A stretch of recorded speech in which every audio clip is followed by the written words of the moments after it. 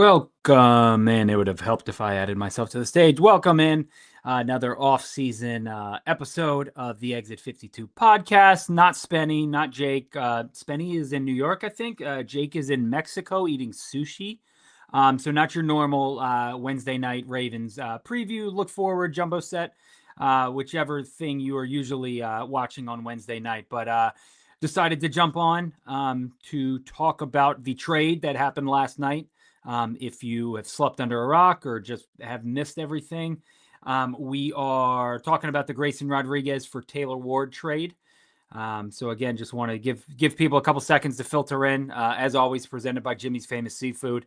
Check them out, especially with the holidays coming up. Definitely give them a call if you're looking to. I know we send my sister like gift boxes and stuff across the country when for the holidays and stuff. She lives in San Diego. So checked out Jimmy's, all our other sponsors as well. Black Eyed Susan Spices, Morning Mugs, all that other good stuff. So again, just going to give people a couple seconds to filter on in. But yeah, again, like I talked about, the figured it was a timely chance to talk about the trade. Big trade. It wasn't nothing like a small little lefty reliever for a bullpen piece or something like that. Again, if you were sleeping last night, righty starter Grayson Rodriguez to the Angels for corner outfielder Taylor Ward, 32 years old. He will be 32 on opening day. He's 31 now. But again, it was a big move. People saw, I think I tweeted out, I'll just, if you know me, like late at night, I'm kind of zoned off in my own little space up on the moon. I will kind of put out, some just Orioles clips of like fun stuff from the season or whatever. And I tweeted out a Jackson Holiday one. And 2 minutes later, I got a DM saying, "Hey, are you hearing anything? I think the Orioles are going to do something tonight." And I kind of perked up and was like, I haven't heard anything. I don't get information like that. So, waited a couple minutes, and next thing you know, I asked around. Nobody had heard anything. At one point, I know the source was like, "I don't know how this isn't happening or how it's not out yet, but this is big." And I didn't know if it was a trade, if it was a signing, if it was a firing, a hiring, something like that. But again, it turns out to be the Grayson Rodriguez trade. I obviously have my notifications on for the Orioles, for Rock, for Passan, a lot of those guys. So second I saw it, Orioles notification, I was like, oh shit, here we go. 10:30, something like that. News comes across. Hey, Carol, I didn't see you there. Thanks for being here as always. But again, news comes across, and again, like I said, it's the Grayson Rodriguez for Taylor Ward trade. Again, I love Grayson. I have gotten to know him personally over the last couple of years, since 2018 when he was drafted here. I was very, very, very high on him as a pitcher. He was such a big horse bulldog type guy you needed on that mound. I know Banks and I talked about how the Orioles hadn't had that like big physical menacing presence on the mound, and Grayson was that. He is a larger than life person. He is massive. But again, so I really enjoyed him as a person and a player being here. The theme of this trade and kind of Grayson's career to this point has been the injuries, and it sucks to even have to talk about that, but that's why we are where we are. If Grayson is healthy in 2024, if he's healthy last year and helps the Orioles, and they obviously, if Grayson is healthy, they probably don't have the season they have last year. But again, if he was healthy, he was one of their better starters, and you could have penciled him in there with Rogers and Bradish and all that. And that would have been a nice threesome at the top of the rotation. And unfortunately, we never got to see it develop like we thought we would. And I think that's why this is a weird, I don't know, trade. People are very emotionally, people are emotional about this, and I fully understand why. Again, I'm an emotional person myself. But Grayson was kind of like that first guy in the rebuild. He was drafted before Adley, before Gunnar. He was drafted before those guys. It was him and DL who were like the first two. Mountcastle was here. He had already been drafted, but it was kind of, Grayson was that first guy where you're like, oh, people really like this guy. The scouts really like this guy. This guy has the makeup, the tools, the slider, the fastball. He ends up adding a changeup. So we got connected to him, and he was kind of the thing that we focused on in the rebuild. Again, before Adley, we're like, this guy is going to be a monster. This guy has he's the pitcher you make in MLB The Show. What's up, Ethan? How are you? I appreciate you coming in. But so I think that's why people are so upset about it. Obviously you can't, the injuries, like I said, that's the reason why we're here and talking about this. If he is healthy in 24, this trade does not happen because he's penciled in at the top and hopefully winning a Cy Young sometime in the next couple of years. But like I said, unfortunately, the injuries happen. And again, July 31st, 2024 was his last start as an Oriole. He went out to make that next start in early August in Toronto. And that's when we all saw the video of him, I don't feel good, or I don't feel well. I forget what he mouthed. That was the last time we saw him take the mound in a major league game, not counting spring training last year, I believe, against the Twins, where he said that he was sluggish and something was off, and he never threw, he never got back on the mound in an Orioles uniform again. And obviously we know what happened. But again, I think we got so attached to him because he was kind of that first hope. And he was a homegrown guy. He had everything. He was the big dude that we all had circled. And so it sucks that it didn't work out here. It really, really does suck. I know he liked being here. He loved the town. He was at Jimmy's every other night. He loved the guys. Again, we went out a couple nights after the caravan events, and he loved meeting the people. And anytime you talk to him, we did the Meet the Birds event with him a couple years ago, and he was great. He was signing stuff for kids. He wasn't even supposed to. He was signing autographs for the kids. Very easy to get along with, very nice, personable.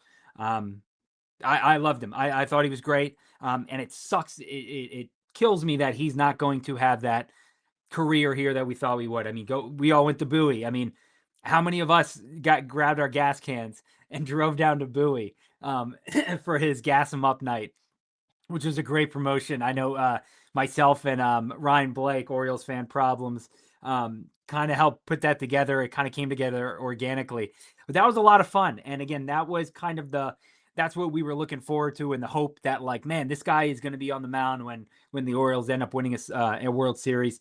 He's going to be there. He's going to start games, the clinching game and all this stuff. So it's easy to get wrapped up in that. We love the idea of Grayson Rodriguez. We're not going to get to see the finished product here, and that sucks. And that's sports. That's life.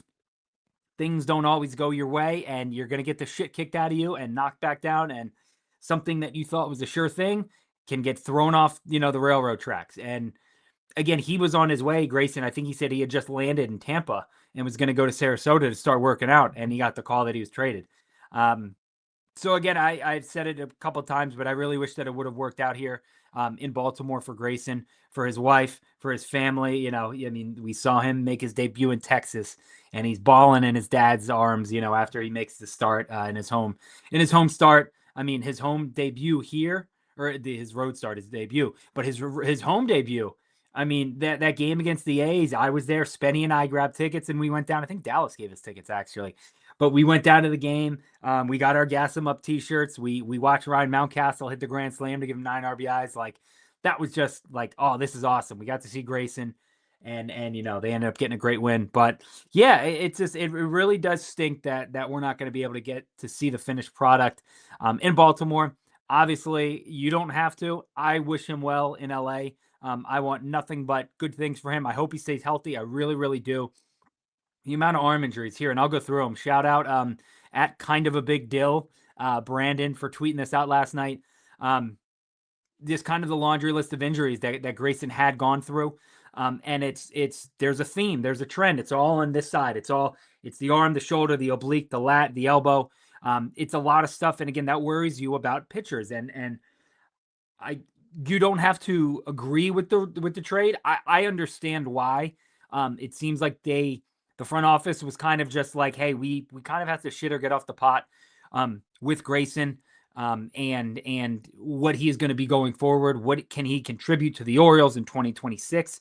Again, obviously, he wasn't making a ton of money. It's not like this was like, oh, we got to get this contract off the books.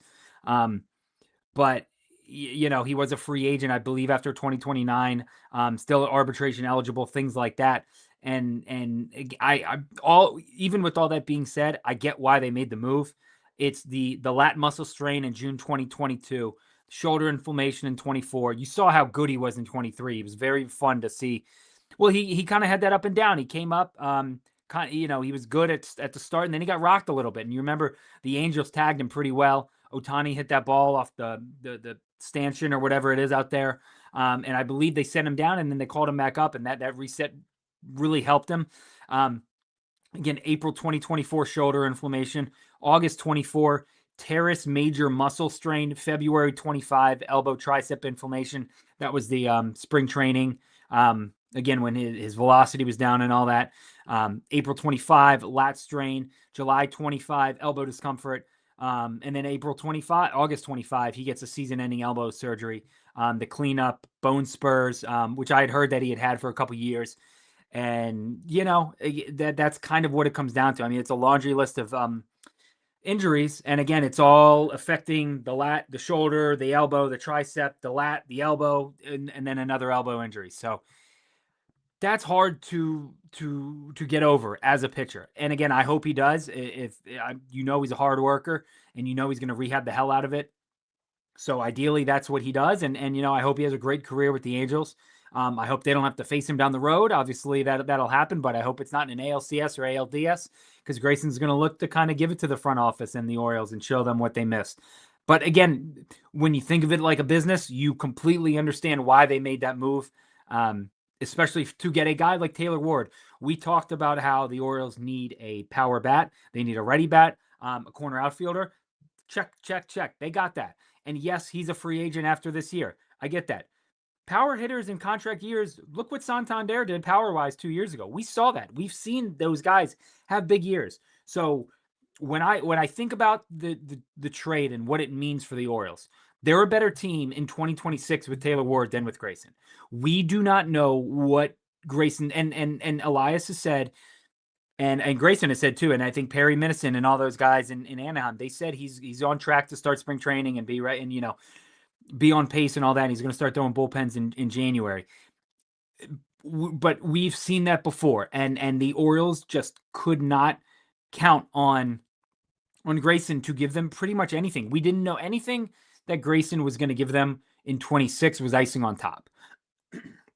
So again, he's probably going to be on an innings limit, I would think. I mean, is there a chance that he pitches 100 innings if healthy? Maybe, sure, 120. I don't know. But again, the Orioles, what do they need? We've talked about it for years. Pitching, pitching, pitching, pitching. They could not put all their eggs in the Grayson basket. And this was the funny part of social media and everybody having to have an opinion right away. And that's why I did kind of want to wait and digest stuff and read stuff and do a little more research and just read other people's opinions and thoughts. Right away last night, everyone's like, this trade sucks. How could you trade Grayson? How could you do this? How could Mike Elias do this? Earlier in the year, if anybody had said, well, you got Grayson coming back next year, they would immediately say, you don't know that. You're an idiot if you think you're going to get one inning from him. So it's like, which one is it? You can't have it both ways. This is the social media part where people get mad no matter what. Yes, I wanted Grayson to be here. I also want the team to do well, and I want the team to win. So Taylor Ward helps them win this year. Again, he is a 31, 30. He's going to be 32. Power hitting walk machine. You look at his baseball savant. There's a decent amount of red there. He barrels up a lot of balls. 86 percentile there. Swing and miss stuff is it's not too bad. He strikes out a lot. He's very patient. His strikeout looking rate, I thought I saw that went up pretty decently last year. But again, this was from somebody, Jackson Scudder, I think an Angels fan. This was from, when is that? November 11th. Last week. Taylor Ward is reportedly on the trade block. Crazy pop and has great plate discipline. He's a league average corner outfielder. Just 31, will be a free agent next year. Could be a fun addition to a lot of teams. And again, you've seen his numbers. He hit 228, 317 on base, 475 slugging, 36 home runs, the 11% walk rate, 21% chase rate, 2.9 WAR, 117 weighted runs created plus. So again, you look at his numbers and the peripherals and stuff like that. He's a good hitter. I saw some Angels fans were calling him the most underrated player in baseball, and this is this is something. This is when he was on the team, and they were saying how much they loved him, and he plays really hard. He smashed his face against. I don't know if you guys knew that. Go back and watch that clip. It was from like the last week of the season. Taylor Ward made a catch, or no, he didn't make it. He went back on a ball in Houston and ran right into their scoreboard. It sliced his face open because they have those dumb metal frames out there. And he sliced his face open. He's going to go hard for you. And I like what Nick is saying here. Everyone is like, they have that guy. They have Tyler O'Neill. He does not miss games. He missed, I think he played 156 games 2 years ago and 157 games last year. So he stays healthy. The book on Tyler O'Neill was he's going to mash. He's going to get hurt. Taylor Wade does not. Taylor Ward plays. He is healthy. So again, and Austin said it here. I had this note written down.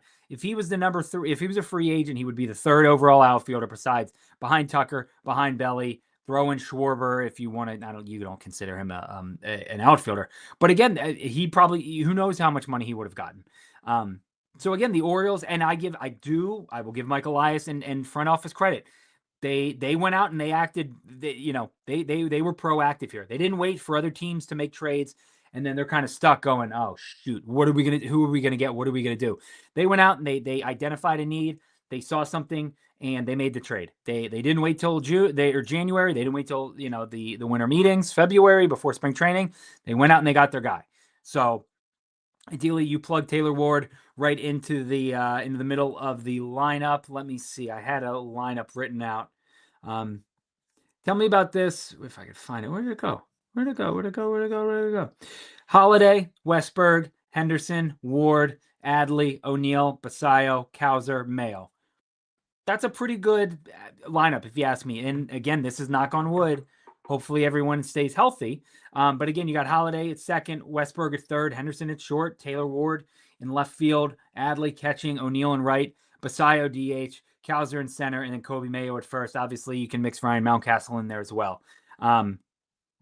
But again, I think that's going to be your lineup if it holds right now.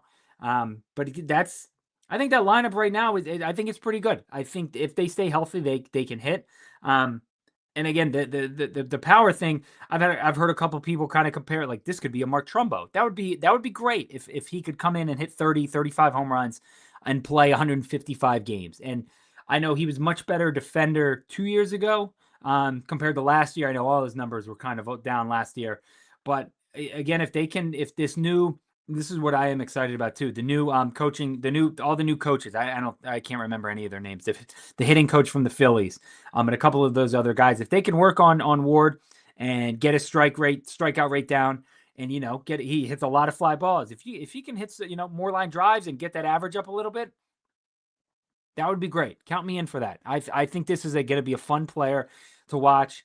Again, obviously different things, but like when the Orioles signed Craig Albernaz, every Guardians fan I saw, every Guardians reporter was like, "Oh man, they got a good one. The Orioles got a good one.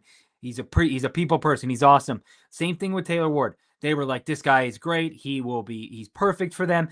We talked about it. They need veteran leadership. This is a veteran. I think he won the Good Guy Award last year. I think Steve Molesky. Here you go, Steve Molesky. Ward won Anaheim Baseball Writers of America Good Guy Award. There you go. So he seems like a perfect guy for the clubhouse. Somebody who, again, he's played with Trout. He's played with Ohtani. He's played with these guys. Anthony Rendon. Like, he knows how to command a clubhouse. Obviously, they didn't win anything when any of those guys were there. But I do like the move. It sucks that it had to come at the expense of a Grayson Rodriguez. And again, I've said it a billion times. I wish him nothing but the best. I'm sitting here looking at his bobblehead. I got a bunch of signed cards of his up here. You won't find a bigger Grayson fan than I am. But this move does excite me because it gives Grayson kind of a new scenery. It lets him kind of go off and spread his wings and kind of be his new guy and his own guy now in California and LA. And hopefully they can get a lot out of him. I hope he stays healthy. Taylor Ward, I am very excited though. The pop really excites me. Again, if you look at his Baseball Savant page, I think there's a lot of things to kind of circle and be excited about. But I think O'Neill gets moved for a reliever. That could happen too. I don't know if they platoon O'Neill and Beavers in right. I think we're going to see a mix-up of the outfield, but I think for the most part, you're going to see Ward in left, Cowser in center, and then you're going to get Beavers in right with O'Neill mixed in. So It's exciting. It's we've been asking for a power bat, a middle of the order bat, and we got it. Again, it wasn't the Alonso, it wasn't the Schwarber that people thought, but this is a cheaper move while still adding payroll. That's the thing. Like they're not taking away. They still have plenty of money. I think he's last year of arbitration, so I think he's going to get it like 12 and a half or 13 million, 13 and a half million bucks. That's a bargain. If he stays healthy and hits 35, 30 home runs and he's getting paid 13 million, like, whew, great job there. And then who knows what's going to happen? Maybe he will want to resign here. Maybe he takes, accepts the qualifying offer or something like that. They're going to attach that to him next year probably. But again, I had him as a third best outfielder if he was available. If he was a free agent, he would be.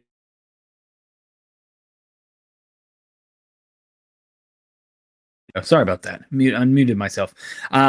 Again, it goes back to the Orioles had a need, and they still do have a need in starting pitching. I don't think they took too much away from the 2026 rotation to acquire Ward.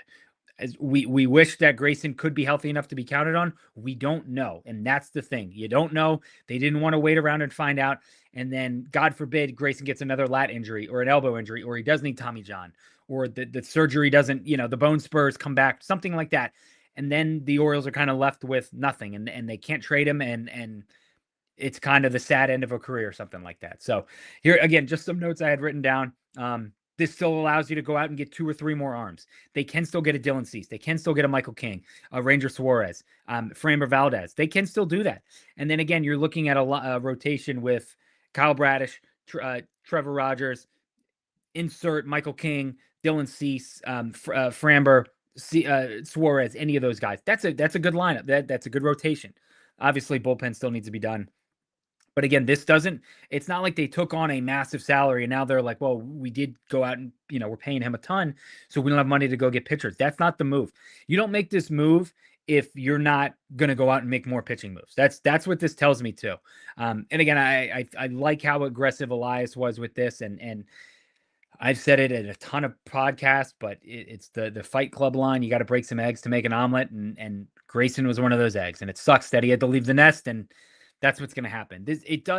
Somebody had written about it, I forget who, maybe it was Rock, who kind of said this was in it, sort of like the Corbin Burns deal, where again, you're giving up controllable years. And that's the big thing. If you look on Angels Twitter or you're seeing anything on your For You page, everyone is just talking about like, well, he has he's 4 years left. He's a free agent after 2029. It's like, yes, we understand that. How many years of that is he going to be able to contribute? He hasn't pitched in the big league since July 2024. That's a long time. And especially with all those injuries still lining up and still banging him down, that's a long time. And I feel like hurt pitchers don't just, boom, automatically get better. Hurt pitchers stay getting hurt. It's the soft tissue stuff. It's all stuff like that. Schwarber, sorry, I'm just going back and looking through these. Alonso's still an option. Royals, give me Chris Bubik. I would take that one. Taylor Ward, Craig pronunciation, that's a good one too. I think this makes a pretty big Cowser for pitching trade. So, but if they trade Cowser for pitching, they're not going to have Leody Tavares as their center fielder. I don't think Enrique Bradfield is ready. But I think this. No, thank you, Chris. Thank you for being here. I think this shows that this is a big year for Colton. This is a massive year for him. He has to stay healthy. He has to produce. He has to stop running into walls and getting hurt. And obviously you love that, and you love the drive out of him and the want to. I'd rather have a dog like that, but he had some broken ribs last year. He talked about, obviously I think he had a concussion in Philly, and then the broken thumb and stuff like that. It's like Bryce Harper early in his career, where they told him, hey man, you got to slow your roll. You can't keep going balls to the wall and stuff like that. So, give me a minute. I'm going through these. I don't think Elias has really made any bad trades. If there's a complaint, it's not shelling out enough. So I trust them on this one. They have the medicals. I'll say this too. I think it's the last time, Mike Elias made a trade with the Angels. He got Kyle Bradish and 3 other bodies back for Dylan Bundy, who is currently selling real estate in Oklahoma. So I will say that. Again, I'm with you. The trades have worked out for the most part for the Orioles so far. Obviously, this one, I saw people giving like trade grades on this and being like, this is why I love this trade. We have to wait. You simply have to wait. Trade had no pending physical, which I think is telling. It could be that, something there too. Hunter Green available via trade. There was some interesting stuff. I don't know if anybody else read it about Hunter Green, and I guess some of the reporters and the coaching staff didn't think they thought that he was kind of stretching out his rehab, and they didn't really believe that like he wasn't good to go. And I think he was kind of like, I'm listening to my body, I'm going to take it easy. And I think some people were getting frustrated with Hunter Green there. Let's see, dream rotation: Bradish, Rogers, Valdez, Gore, Kramer. Yeah, sign me up. I would take that. Imagine Beavers. I don't know if Beavers can play center field. I don't know his route running and his runs created, blah blah blah, that stuff. I don't know. It's an interesting thought. I just don't know if he's the athlete for that. Not an anti-Cowser take, a log jam and pitching idea. No, absolutely. They have somebody else that tweeted it. It's Tyler O'Neill. It's Colton Cowser. Technically, Heston Kjerstad. I think this says a lot about Heston too. I don't think they're expecting to get anything out of him this year. Again, Tyler O'Neill, Enrique Bradfield, all those guys, Dylan Beavers. There's a lot of bodies for not that many spaces out there. Beavers, perfect as corner outfielder. I am right there with you. Gives us a 1-year guy if they think Bradfield is ready next year. That too. Kazran has not much trade value after his horrendous season. Struck out every other at bat. Yeah, and again, he was hurt. He battled a lot of injuries. Hopefully he can come back. Again, we've seen the Colton Cowser that finishes second, should have won Rookie of the Year in 24. So I'm hoping that we get that back. I am pretty excited for him to stay healthy, to attempt to stay healthy, and see him at his full potential, because I think he could be a very fun player and a guy that kind of is the straw that stirs the drink in the outfield. Again, just a couple other notes from Steve Molesky. For what it's worth on Taylor Ward. O's were 12th in AL in OPS versus lefty. Taylor Ward, 824 career lefty OPS. And again, I know we all have PTSD because we heard this from Tyler O'Neill. The thing is, Taylor Ward stays healthy. Tyler O'Neill looks healthy, doesn't stay healthy. So again, if ideally, listen, I want Tyler O'Neill to hit 35 home runs. I want both of them to hit 35 home runs. But I think this is a much more solid move than O'Neill was. Everybody and their mother knew O'Neill's going to sneeze and get hurt next year. Taylor Ward runs into fences and is fine. Like that's the kind of guy he is. Let me see. I'm worried if he could hit a changeup. Absolutely. I'm guessing a lot of time is being spent in the batting cages and working on that. I think it was Keith Law who wrote that, he said Beavers could still be a trade candidate, for a pitching guy. I don't know if they package him and Mountcastle or him and Mayo or somebody like that and try and get something. But again, Heston has all the tools, just hasn't worked out at the big boy level. Yeah, again, this is a weird. I don't really want to talk about Heston, and not exactly for this reason. We don't know what's going on. Obviously, it's something health related. They haven't said anything. He hasn't said anything. I did see that he was at Gunner's wedding this past weekend. I saw pictures from it. He looked great. He looked happy. So I thought that was a good thing to see him there. I thought that was pretty cool. Go check out the pictures. It was like Adley was in the wedding. Taryn Vavra was there. Colton was in the wedding. Mountie, all those guys. So it was cool to see all that. And here, this is another Steve Molesky. The price of production for Grayson to get a guy coming off, the price of production was Grayrod to get a guy coming off a 30 and 100 year. He had 103 RBIs, I believe, 36 home runs. The Orioles would have killed to have anybody with that last year. Obviously, Gunner got up close to 36, 37 home runs or whatever 2 years ago, but what was the Gunner, I think, led the Orioles in RBIs last year was 68. This guy's, 103. So on a bad Angels team. So he was driving in runs. And again, this is Steve Molesky. Neither the Orioles or the Angels truly know what G-Rod can do in 2026. That's what it comes down to. They don't know. Nobody knows. And we could look back on this and go, man, did the Orioles mess that up? But say Grayson say maybe he gets dinged up this year and has an okay career, the rest of the time there. But, if Taylor Ward has a good year, I think this year for the Orioles, I think we take that trade every time. If they can make it back to the playoffs and make a run with ideally some other pitching, people coming in, that's obviously what the plan is and what I hope is going to happen. And I think that's really what this shows, that Mike Elias is like, hey guys, we're going to subtract the pitcher, but we're going to add more because they have to. They know they have to. The noise is surrounding them. They all know that they have to do it. So this is Andy Koska. Grayson Rodriguez showed promise as a front-end arm, but injuries have derailed the process.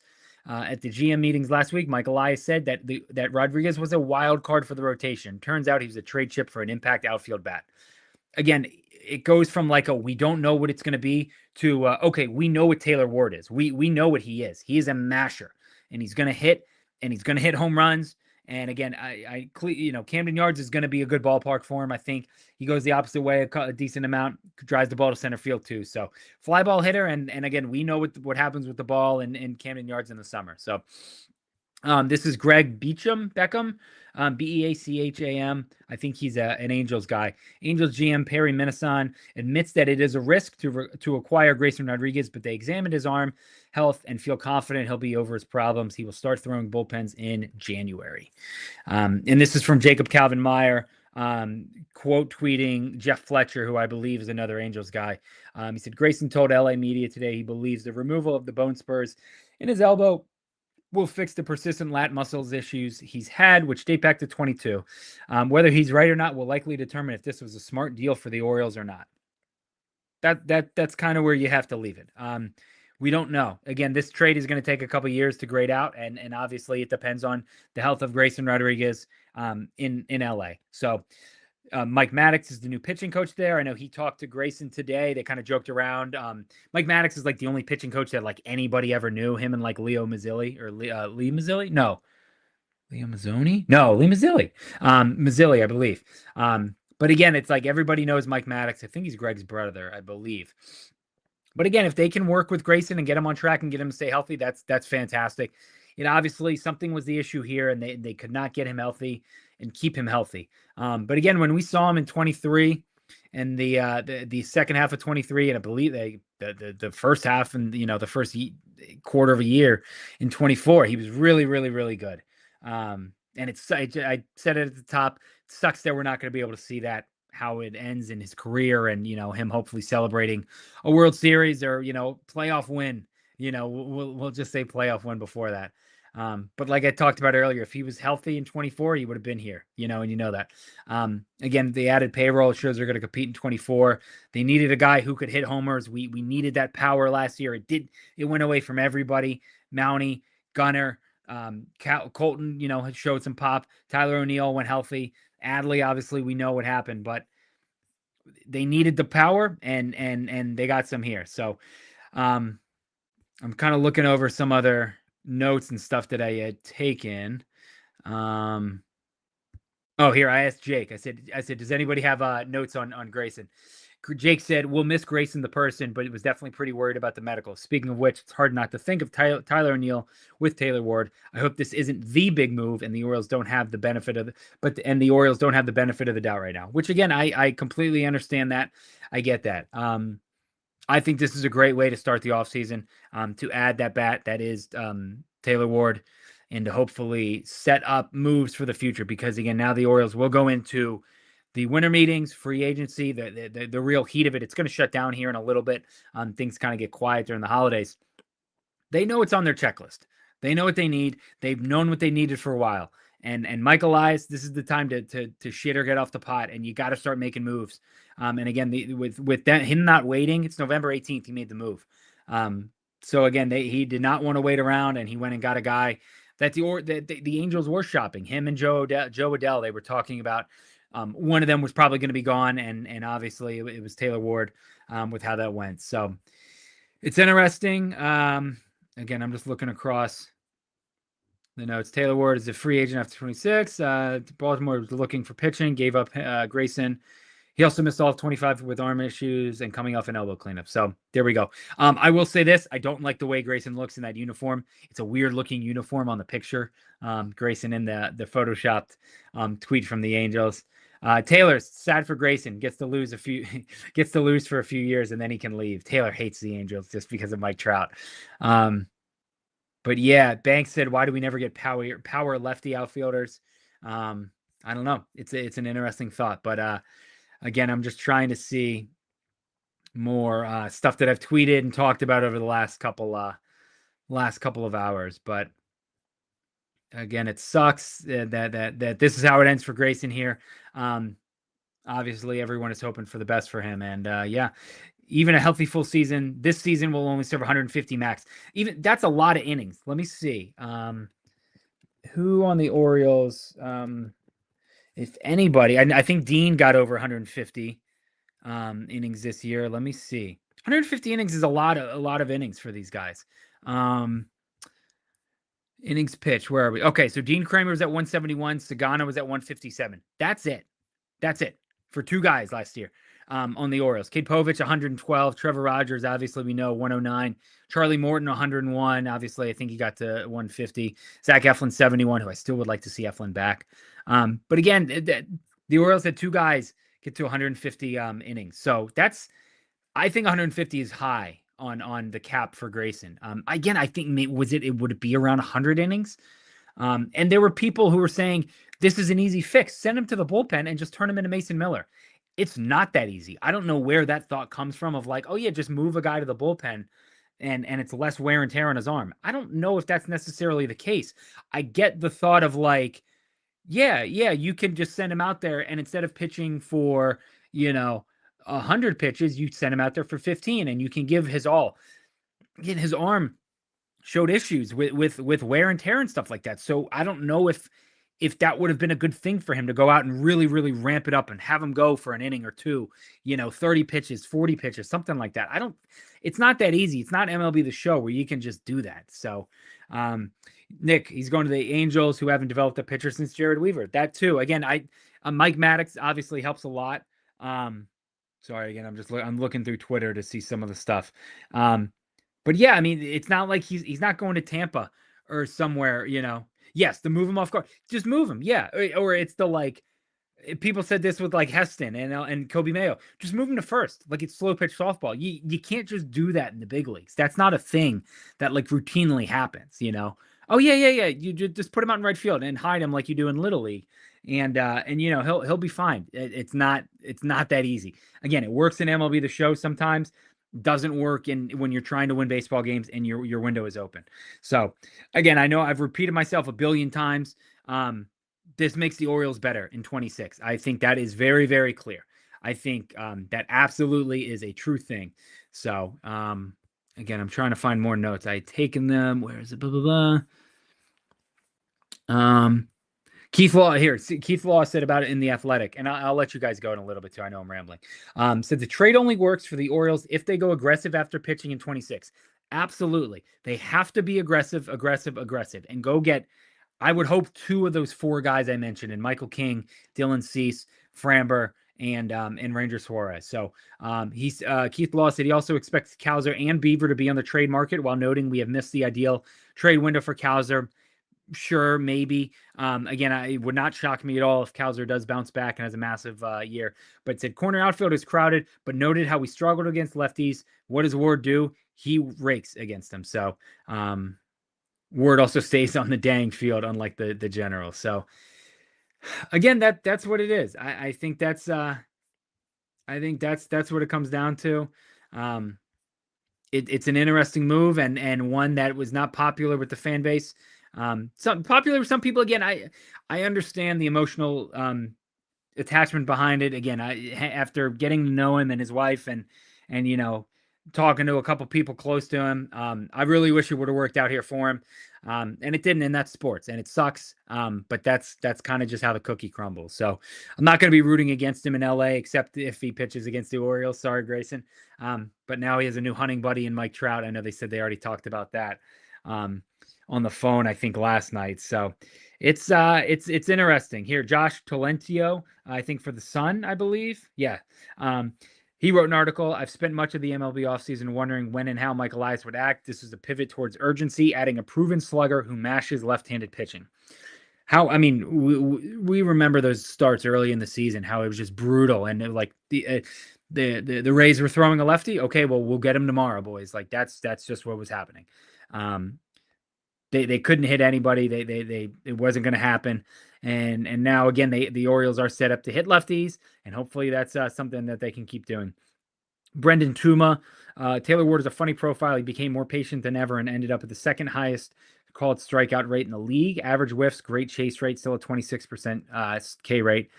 With how many fly balls he hit, he's not built for a strong average. He's not going to hit 280, 290, 270, whatever. I think his home run total ran a bit hot, and his barrel plate appearance trend says the 30 home run expectation remains fair. There we go. This is Annie Claff from Masson. A couple of tidbits about Taylor Ward. He holds an 824 OPS against lefties. The Orioles were 22nd in MLB against lefties with 661 in 25. What did the Orioles do last year? Struggled with runners in scoring position. 809 OPS. Orioles had a 716 last year, 23rd in that category. So, again, you look around, and this is an improvement over the lineup from last year. So, 36 home runs last year, mainly against righties, and he had a 149 weighted runs created and 116 plate appearances against lefties. Top 10 in chase rate. Has a knack for barreling up the baseball. Destroys four-seamers. That's what we want. Pitch him a fastball, I dare you. He's going to send it 390, something like that. So it's again, it's a lot to take in. Pair of here we go. Sam Forsberg. Taylor Ward smashed 36 homers this year. Baltimore should, keyword should, have a healthy Tyler O'Neill back. That's a pair of right-handed power bats with 30 home run potential for the 2026 season. Consider the needle moved. Again, I am here for that. I am very excited for the potential of this lineup and what it means for the pitching rotation going forward, and just absolutely going after it, because you have to. You absolutely have to. You cannot go into the season. We've done this before, but with Trevor Rogers, Kyle Bradish, Dean Kramer, question mark, Cade Povich, Tyler Wells, who knows? Bring back Eflin. Sagano, again, a free agent I would probably stay away from, but there's guys out there. Again, Andy Koska, too. 2 late night trade thoughts. The outfield market included top guys, Schwarber, Tucker, and center fielders, Bader and Bellinger. But O's must not have wanted to pursue heavily if they jumped the market there. They trust Cowser to bounce back offensively and handle everyday center field. There we go. Alden Gonzalez, I believe ESPN baseball reporter. There is a major injury risk with Grayson Rodriguez, an Orioles team desperate for starting pitching doesn't make the trade if there isn't. That's another big thing. If the Orioles thought he was going to be healthy, this trade is not made. So that just kind of shows you where they are thinking, how they're thinking about this and how they approached it. But these are the moves the Angels must make. If it works out, it's a massive boom. If it doesn't, they lose 1 year of control. It's a good trade. That's Alden Gonzalez, and I agree with him. Again, I think it's a low risk, high reward for the Angels. Taylor Ward is probably going to walk at the end of this year anyways from them. I know he talked about wanting to be there for a while. I don't think they were going to sink more money into a 32-year-old, outfielder, power hitting guy. Let me see. The risk it for the Biscuit Angels. 4 outfielders last year with 35 home runs, 100 RBIs. It was Aaron Judge, it was Juan Soto, it was Riley Green, it was Taylor Ward. I think that is a move that you make. I think that is a move that you can get behind and go with. Again, this is his averages. This is Brendan Mortensen, my guy. Per season averages since 22. 136 games, 251, 332 on base, 451 slugging, 783 OPS, 24.5 homers, 24.3 doubles. Consistently in the 90th percentile for chase rate and hit 36 home runs last year. Those numbers work. Those numbers will absolutely work. Planted in the 3 spot, the 4 spot, the 5 spot here. So there it is. Here it is, Matt Wayrich, and then a couple more, and then I'll let you guys get out of here. I appreciate you all joining me. Make sure to click the like button, give us a thumbs up, comment. Tell me, I want to know people's favorite Grayson moments. We talked about going to Bowie with the gas cans. I love the yell into the glove every time he would get a big strikeout. I think he went 8 scoreless against the Rays one year when they needed it. But give me some of your good Grayson moments. I really enjoy those. But here, Matt Wayrich, Orioles team slash against lefties last year, 231, 297, 364. Taylor Ward was 262, 345, 573. So I like that. I like that a lot. Paul Mancano, Grayson, and DL were viewed as the future. In the end, they ended up pitching in the big leagues for just 2 combined seasons for Baltimore, making 72 combined appearances. So, yeah. Here. This is the tweet I was talking about earlier. Jake Rill, MLB. Orioles outfield mix. Dylan Beavers, Colton Cowser, Heston Kjerstad, Tyler O'Neill, Leody Tavares, Taylor Ward. Ward has spent a majority of his career in left field. Cowser front runner to man center. O'Neill Beavers to play right.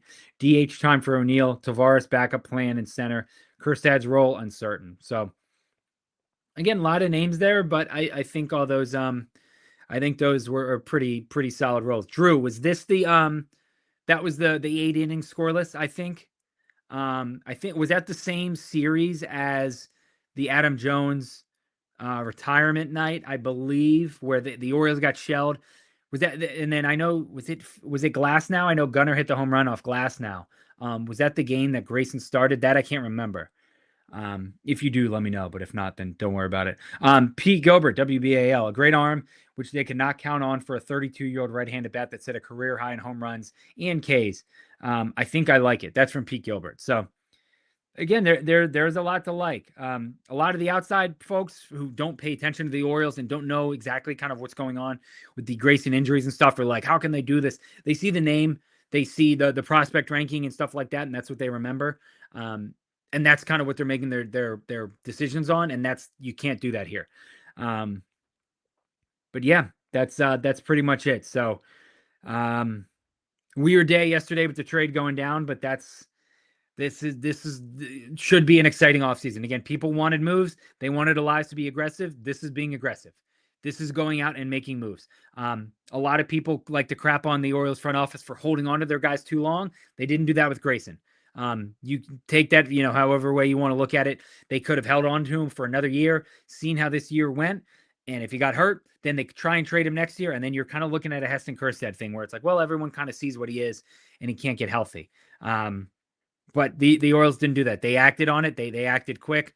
They got off the highway. They took the exit off before getting to the other rest stop down the road. They didn't want to wait. So credit to them. They think this move is going to benefit them. I do too. And we kind of just have to wait to see how it plays out. So yeah, Drew, that was a Saturday night versus Glass now. Yeah, the Gunnar home run that night is one of my favorites. He destroyed that ball and absolutely let Glass now know about it. So again, I wish it could have gone differently for the Gas Man here. He was a very fun player, and he still is. I'm talking about him like he's dead. He's not Gary Bertier. I'm dead. I'm not dead. I'm hurt. He's dead. He's traded. He's to the Angels. That's almost like a graveyard out in LA. But who knows? And we'll see how the year goes. I hope that we look back and Grayson has a healthy year, and I hope Taylor Ward hits 35 home runs and the Orioles are facing the Angels in the ALDS, and we get those matchups and all the talk about what it's like, them two facing off, and they'll be linked forever, and we'll always remember the trade. So we'll see how it does break down and how it goes from there. But that was 48 minutes of continuous talking without me taking one single breath. As always, I appreciate you guys listening. I know Carol's always here. And again, everybody listening, I know there's a lot of podcasts going on, and I know you guys listen to a lot of them. Shout out Ryan and Zach were just live. I know Pigtown is going live later. So consume as much content as you can. Again, we're all just trying to do the same thing and help each other out and make some good content and talk about a winning baseball team. So make sure to follow us. You're seeing the names on the bottom at Exit 52 Podcast on Twitter, on Instagram. We're trying to get it back up on Spotify. I have no idea how to get it back up, what's going on. It's been a nightmare with them, but we're trying. But again, follow the podcast at EDITTI22, at Barstool Banks, at Taylor Smythe 10, at Jake Luke, at Ravens 4 Dummies, Spenny. The guys are still killing it with Ravens coverage. And then again, we'll have more stuff popping up for Ravens. Obviously, if anything happens with the Orioles, we're going to go live every couple weeks and talk about it, see what happens. And again, hopefully this is just the first move of many to come in a season that, no, thank you, Carol. As always, we appreciate you being here. But again, hopefully this is the first move of many to come for an exciting year, an exciting bounce back year for the Baltimore Orioles, who again, they gotta rebound. They really don't have a choice. So it's going to be interesting, but we do have our new left fielder, Taylor Ward, going to hit a lot of home runs, going to stay healthy, going to make some nice plays, and going to be a nice middle of the order bat. So as always, I appreciate you guys. Again, give us a comment, a thumbs up, a like, share it, retweet it, send it to 2 or 3 people, and let them know the guy with the big nose had some good things to say about Taylor Ward. So again, shout out to all you guys for staying with us on a Wednesday night. I appreciate you all. I think the jumbo set will be back. I don't know. Again, there's a lot of stuff going on with Jake and Spenny and their schedule. So it's a funky week, especially with the holidays. So shout out to you guys as always. Nobody more loyal than the Exit 52 supporters. So we will talk to you guys soon. And again, thanks to all the sponsors, Jimmy's. Check them out for sure. They got some Meet the Birds coming up for the Ravens. Tyler Loop, Teddy Buchanan, and Charlie Kohler. I think the Charlie Kohler one is going to be good. Those guys are always the fun ones that surprise people. So again, adios to Grayson. Wish you nothing but the best. Taylor Ward, you are our guy now. You are our left fielder. We are looking to you to again hit 35, hit 40. I dare you. Hit 40 home runs. Be like a Mark Trumbo. Let's see what you can do. Thanks as always, folks. Appreciate you.